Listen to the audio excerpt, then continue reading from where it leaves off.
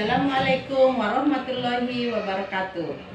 Perkenalkan, saya Mary Haryanti dari SD YPPA calon guru penggerak dari Tanjung Jabung Barat, akan melakukan wawancara tentang kasus tentang kepemimpinan yang ada di sekolah, yaitu dengan kepala sekolah saya sendiri. Baiklah Pak, hari ini kita akan mengadakan wawancara tentang masalah kasus di sekolah, tentang kasus-kasus yang Bapak pimpin. Ini Pak, kami di guru penggerak akan mewawancarai 2 atau 3 kepala sekolah untuk tugas-tugas di calon guru penggerak. Dalam kali ini saya akan menanyakan Bapak, yaitu apakah dalam kepemimpinan Bapak untuk menanggapi tentang pengambilan keputusan terkait dengan dilema etika atau rujukan moral, bagaimana biasanya Bapak menanggapi kasus-kasus di sekolah? Baiklah ya, kalau kasus-kasus di sekolah itu kan sudah pasti ada, cuman kasus-kasus ini kan bermacam-macam bentuk, apalagi anak-anak kita di SD. Jadi untuk mengantisipasi atau menanggapi mengambil tindakan masalah kasus di sekolah tentang etika. Jadi langkah kita yang jelas dalam pengambilan itu, kita tidak boleh menggunakan dengan sistem kekerasan. Jadi kita lebih mengacu ke pendekatan siswa dengan memberikan arahan-arahan dan memberikan contoh-contoh sebab dan akibatnya apabila itu terjadi. Bagi anak-anak SD ini berbeda dengan menangani anak-anak yang sudah pola pikirnya sudah dewasa. Karena SD ini masih sifatnya masih labil, anak dan mudah dia mengikuti hal-hal yang seharusnya tidak diikuti. Itu dengan cara kita menyampaikan ke guru-guru dalam menangani kasus ini dengan lebih banyak dengan pendekatan-pendekatan ke peserta didik. Sepertinya itulah sepertinya yang berbeda. Iya Pak. Kemudian bagaimana Bapak mengambil keputusan atau benar salahnya, dan bagaimana cara pengambilan keputusannya? Misalnya apakah Bapak mengambil keputusan itu dalam suatu masalah itu atau dengan guru? Bagaimana tindakan Bapak apabila ada dalam sekolah kita, kasus dalam sekolah kita? Ini kasusnya sifatnya untuk ke semua ya yang ada di sekolah ya, terutama guru gitu ya. Jadi kalau dalam mengambil keputusan apabila terjadi kasus di sekolah, baik ke guru maupun anak, jadi kasus itu kan bermacam-macam. Tinggal kita melihat kasusnya dari sisi yang mana. Mungkin dalam pembelajaran atau kurang guyupnya dengan sesama pengajar. Jadi kita tetap dalam mengambil keputusan dalam suatu masalah itu, kita langkahnya ya satu sisi kita akan melihat dari sisi kasusnya. Kalau kasusnya itu bersifat pribadi tapi menyangkut tentang KBM sekolah, ya kita pasti akan mengambil atau memanggil guru atau siswa yang bersangkutan yang terkena kasus tersebut dalam pandangan kita panggil. Nah, kita ajak berdiskusi, berdialog, mungkin dari sisi hati atau dari aturan yang sudah ada. Apabila itu kasus itu berat, dan mungkin kita akan mengambil keputusan yang sebaik mungkin tapi tidak merugikan atau tidak menguntungkan dari satu sisi. Itu aja. Iya Pak. Nanti saya pahami lagi. Iya. Tidak apa-apa Pak, karena kita kan sama-sama satu sekolah. Kemudian langkah-langkah prosedur apa yang Bapak ambil dalam mengambil keputusan itu? Misalnya nanti jawabannya Pak, biarlah kan ini apa pura-pura. Dengan adanya pertimbangan-pertimbangan mana yang lebih banyak kebaikannya kita lebih, dan mana yang lebih meminimalisir persoalan itu. Artinya kita tak bisa memuaskan semua orang. Kalau ada yang tidak terima ya paling cuma sedikit gitu. Itu kan berarti kan nanti ada langkah-langkah kan, kan? Itu kan pertanyaannya nanti kan berbeda kan. Yang pertama dan yang langkah-langkah yang diambil kan beda. Kemudian hal-hal apa saja selama ini yang yang Bapak anggap efektif mengambil keputusan itu? Jawabannya ini ya, saya sering mengobrol terlebih dahulu sama teman-teman. Saya tidak langsung mengambil keputusan, dan saya menyamakan persepsi dulu dengan teman-teman gitu, dengan guru-guru lain. Misalnya tetap meminta pendapat teman-teman yang muda dan tetap mengakomodir teman-teman yang lebih senior. Itulah seninya dalam kita mengambil keputusan. Kata kepala sekolah itu kan sama-sama mendengarkan pendapatnya, karena kita ini tidak bisa tumbuh sendiri di sekolah itu kayak gitu tadi. Baru apa Bapak punya jadwal penyelesaian dilema etika ini gitu? Jawab Bapak, kalau ada kasus selalu siap menyelesaikan, tapi kadang kita tak tahu kapan ada kasus, tergantung kasusnya, tapi diselesaikan dengan cepat. Seorang pemimpin memang harus memutuskan, tetapi seorang pemimpin tetap harus memutuskan dari masalahnya itu mana yang lebih nyaman atau mana yang lebih baik kayak gitu. Kemudian pelajaran apa yang Bapak dapat dalam mengambil keputusan dilema etika ini gitu?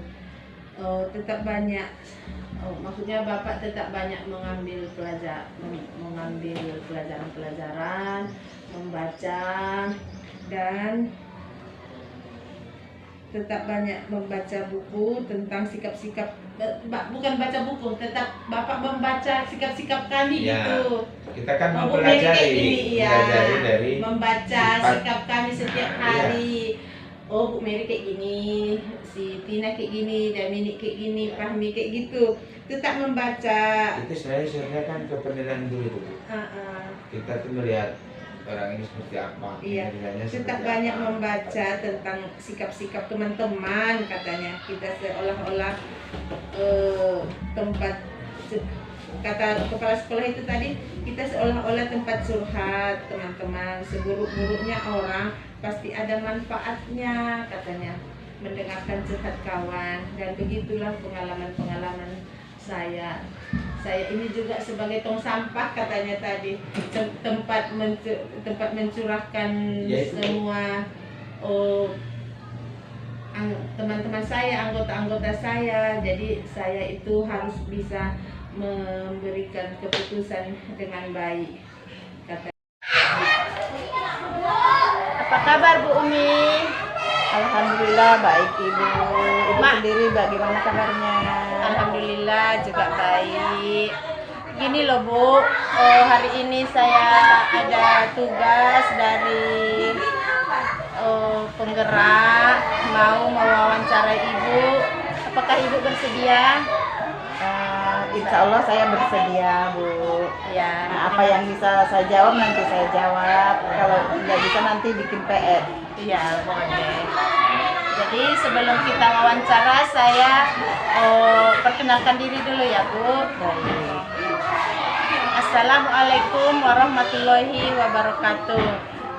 Waalaikumsalam warahmatullahi wabarakatuh. Saya Mary Haryanti, calon guru penggerak angkatan 10 dari Tanjung Jabung Barat. Tempat mengajar saya SD YPPA Desa Tebing Tinggi. Dengan hari ini saya akan mewawancarai Kepala Sekolah TK YPPA B, dengan tugas yaitu bagaimana cara mengambil keputusan di tempat ibu atau bapak yang bapak pimpin dalam sehari-harinya. Jadi pengambilan tugas dalam sehari-hari. Jadi itulah nanti saya akan mewawancara ibu atau mengambil keputusan. Baik Bu, boleh kita mulai wawancaranya? Silakan Ibu Mary. Ya, terima kasih Bu. Sama-sama. Jadi dalam melaksanakan tugas, bagaimana cara Ibu untuk menanggapi tentang pengambilan keputusan yang terkait tentang dilema etika ataupun rujukan moral? Maksudnya mengambil keputusan mengenai etika gitu Bu. Baik, terima kasih Ibu Mary atas pertanyaannya. Dalam mengambil keputusan, nah itu mengambil keputusan masalah yang ada di sekolah. Baik. Tentunya saya tidak begitu, enggak langsung saya putuskan dengan apa yang saya pikirkan. Tentunya dilihat dulu dengan permasalahan yang kita hadapi. Nah, kemudian saya juga harus mempertimbangkan segala sesuatunya, juga selalu berkoordinasi dengan rekan-rekan kerja saya, guru-guru saya gitu, supaya keputusan saya itu tidak berat sebelah atau Berpihak sebelah ya, Bu? ya, begitu Bu Mary. Oke. Baik Bu, kemudian pertanyaan saya, bagaimana Ibu mengambil keputusan kalau sama-sama benar gitu Bu? Dan bagaimana cara Ibu mengambil keputusan tersebut biar misalnya dengan guru yang ini baik, dengan yang ini baik, padahal persoalan itu sama-sama baik gitu. Baik Bu Mary, untuk mengatasi hal-hal yang sifatnya sama-sama berat gitu ya Bu Mary. Iya. Nah, saya akan pertimbangkan dulu kepentingan itu baikkah untuk kita semua, nah atau untuk pribadi. Kalau untuk semua, kalau itu berkaitan dengan atau menyangkut dengan sekolah yang lebih yang lebih penting, cenderung atau untuk kepentingan bersama, saya akan pilih yang untuk kepentingan bersama dibandingkan dengan kepentingan yang bersifat individu. Iya Bu, yang mana yang lebih banyak manfaatnya ataupun lebih cenderung kepada sekolah atau anak-anak didik ya Bu? Iya betul itu maksud saya. Ya Bu, benar itu. Memang sebagai kepala sekolah ini agak dilema lah ya Bu. Ya Bu, kemudian langkah-langkah prosedurnya kalau Ibu mau mengambil keputusan bagaimana Bu? Nah, jika untuk mengambil keputusan, saya pertimbangkan dulu Bu Mary dengan guru-guru saya, dengan rekan-rekan kerja saya yang senior maupun yang junior. Mana yang lebih baik, kita ambil yang lebih baiknya. Baik untuk guru-guru, baik untuk sekolah dan anak didik kita. Jadi mana yang paling sedikit itunya ya Bu, yang lebih banyak mudorotnya atau lebih banyak itunya jeleknya, kita ambil yang lebih baik. Lebih banyak baiknya. Ya. Kemudian satu lagi ya Bu, hal-hal apa saja selama ini yang banyak yang Ibu anggap efektif untuk mengambil keputusan di sekolah Ibu? Misalnya ada persoalan dengan wali murid atau guru-guru atau anak murid, yang paling sering Ibu ambil keputusan yang efektif itu gimana Bu di sekolah kita? Saya rasa untuk mengambil apa tadi, tindakan keputusan ya. Nah itu maaf bisa minta tolong jelaskan Bu Mary. Oh, iya. Ulangi lagi maksudnya. Misalnya kan Bu, hal-hal apa Hal-hal saja selama yang ini penting. yang Ibu anggap Efektif, efektif ya, dalam untuk- mengambil keputusan.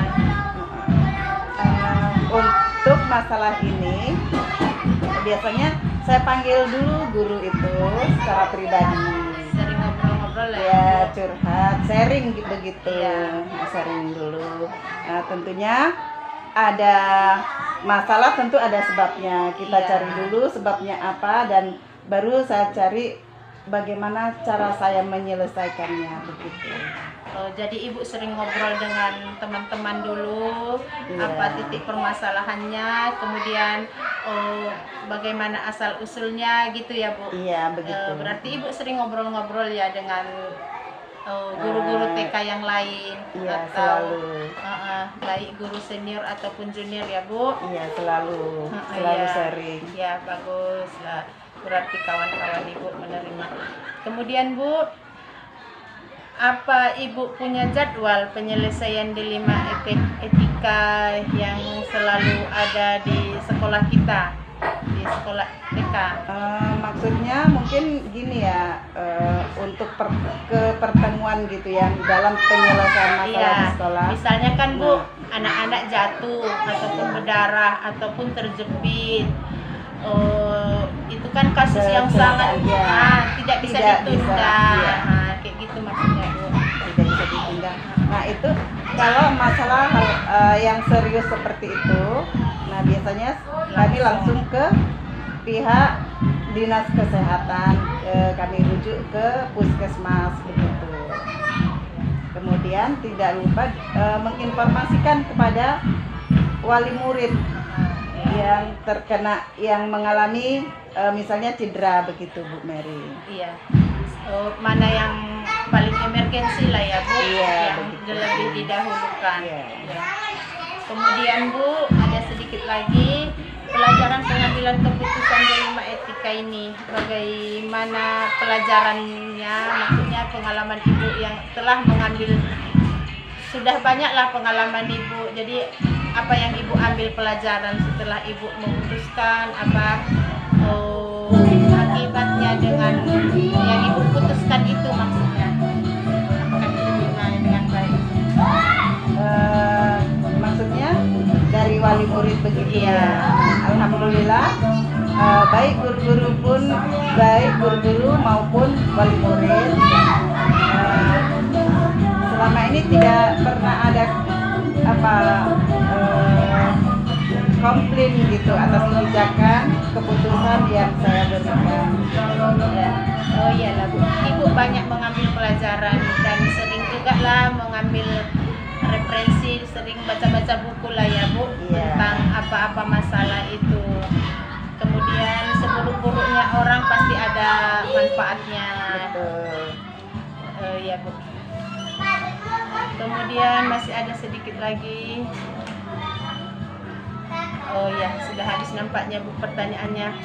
Baiklah Bu Kapsek, terima kasih sudah mau saya wawancarai pada hari ini. Mudah-mudahan sekolah kita semakin maju, TK, YPPAB, dan Ibu pun semakin sehat dan sukses. Terima kasih ya Bu. Iya, sama-sama Bu Mary. Semoga Bu Mary juga sukses dalam menjalankan tugas kita sehari-hari, tugasnya sehari-hari. Amin. Assalamualaikum warahmatullahi wabarakatuh. Waalaikumsalam.